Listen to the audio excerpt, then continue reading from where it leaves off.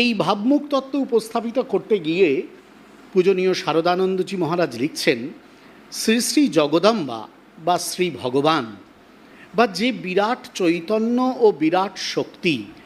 জগৎ রূপে প্রকাশিত আছেন এবং জড় চেতন সকলের মধ্যে ওতপ্রোতভাবে অনুপ্রবিষ্ট হইয়া আপাত বিভিন্ন নামরূপে অবস্থান করিতেছেন, তিনি ঠাকুরকে আদেশ করিলেন ভাব মুখে থাক। সুতরাং